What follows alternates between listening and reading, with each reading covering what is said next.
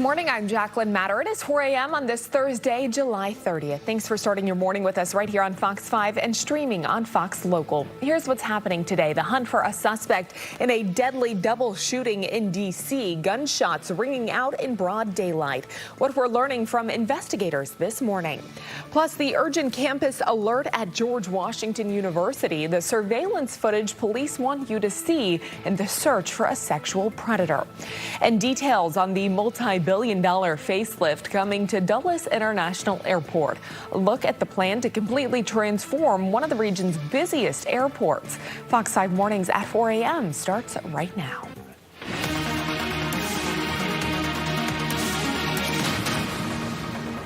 Good morning. Thanks for joining us on this Thursday. Glad to have you here with us. Taylor joining us. And when I stepped out the door this morning, I definitely noticed a little bit of a breeze, much more temperate temperature out there as well. Felt pretty nice to get the day started. I know. It is so refreshing, especially for the end of July. Right. I was like, where did summer go? What day are we? Right. I know. Is it August? Is it late August? No, it's late July. And yes, we are getting another break from the humidity. We have a little bit of a breeze, like Jacqueline just said, so it feels very refreshing outside. Enjoy today. It's going to be a great day for outdoor plans. Looks like we're going to keep things pretty nice all the way through the end of the work week, too. Jacqueline?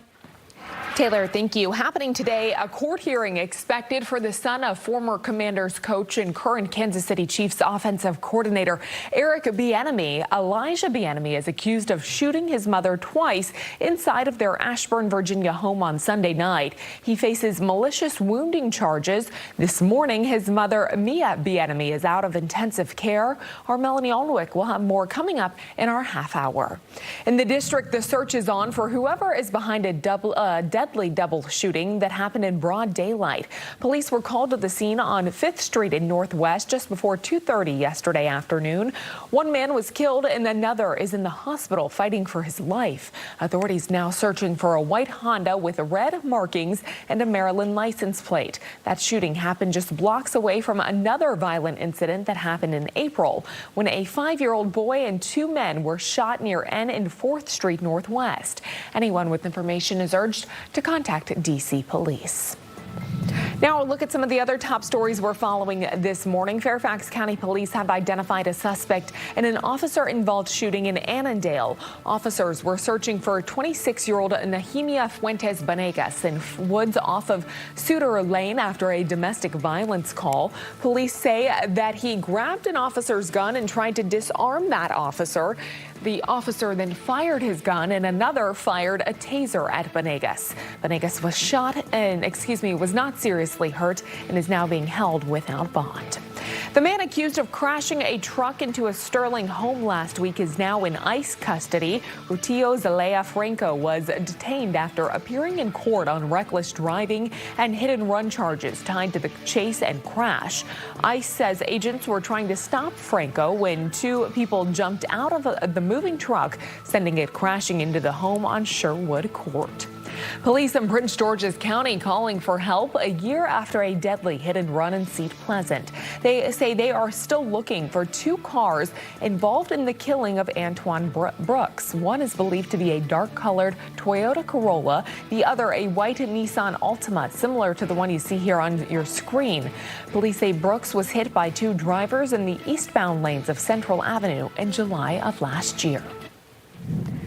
The search for the body of a missing 25-year-old man believed to have drowned at Great Falls is expected to resume today.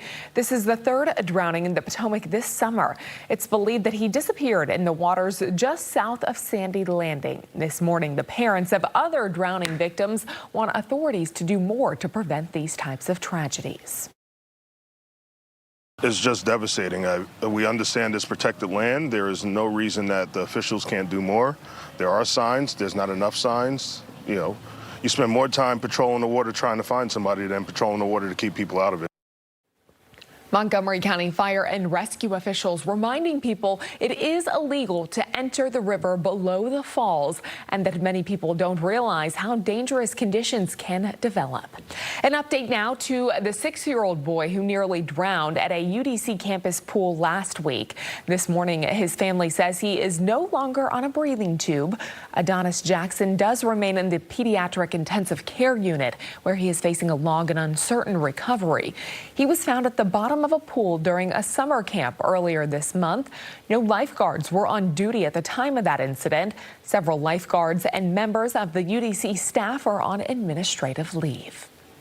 4:05 now this morning. Let's get you outside and take a look out towards National Harbor as we start off our Thursday, inching closer to the weekend and wondering what it's going to look like for our forecast. Yeah, it's going to be a nice day today. Today will be the start of a really nice stretch of weather that will likely stick around for a good part of the weekend. So if you have outdoor plans starting today, you're going to be able to enjoy them. We're at 73 degrees with winds out of the north and west. That being said, the dew points have dropped off, so the humidity levels feel much better out there. It feels refreshing with that little bit of a breeze in place too. Upper 60s to low 70s being reported with temperatures across the entire area. Here's a live look at radar. We're going to be pretty much rain free for today and really the next couple of days too. That's why I keep saying outdoor plans. You're good to go with that, and it won't be too hot out there. I think temperatures today should get into the 80s for most of you. It's going to feel refreshing because of that break from the humidity.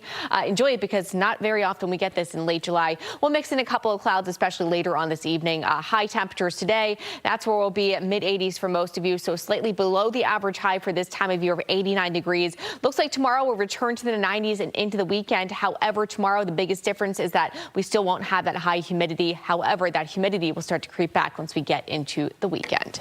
Jacqueline?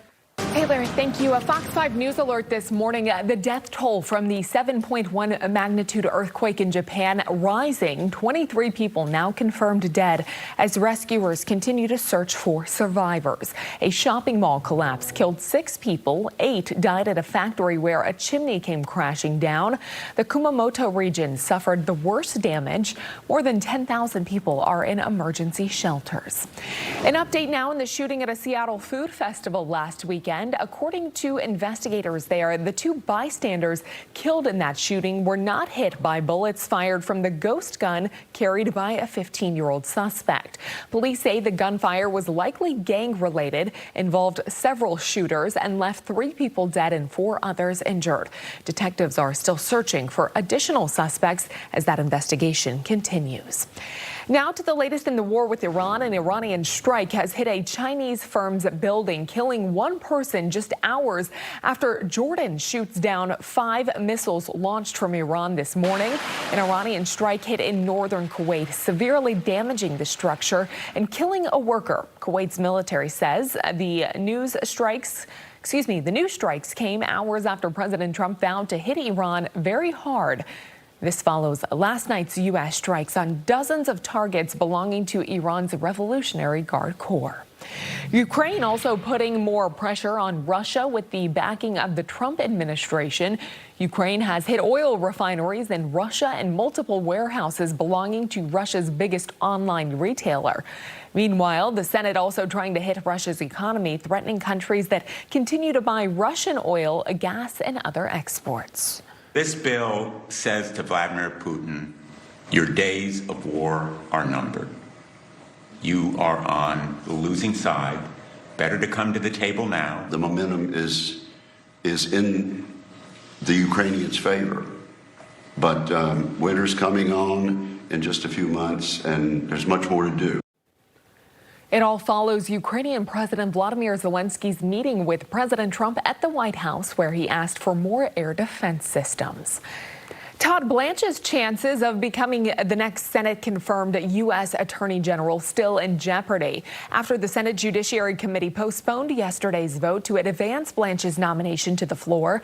Republican Senators John Cornyn and Tom Tillis demanding more assurances about the settlement of President Trump's lawsuit against the IRS. No word on when the panel plans to schedule that next vote.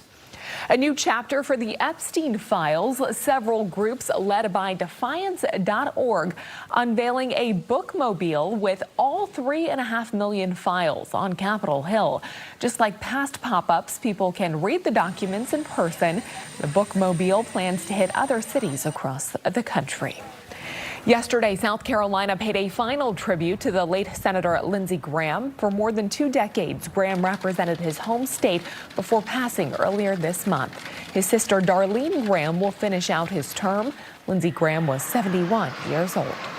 President Trump unveiling new plans to revamp Dulles Airport with a $22 billion renovation. He made that announcement in the Oval Office yesterday. There will be several upgrades, new terminals, a new parking garage, and a new underground aero train for easier gate access.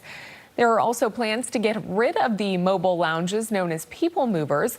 Fox 5's Kayla Norwood asking the president about his reason behind all the recent changes to the DMV. Here's what he had to say. This is the airport. This is sort of the lifeblood of a city or a capital, certainly a capital. And this will go from one of the worst, just like Washington. Washington was one of the worst places in this country, and now it's one of the best. Officials say the new changes will not require any federal funding and instead will come through Airport Authority bonds, with the airlines helping to pay for it. The goal is to start construction next spring.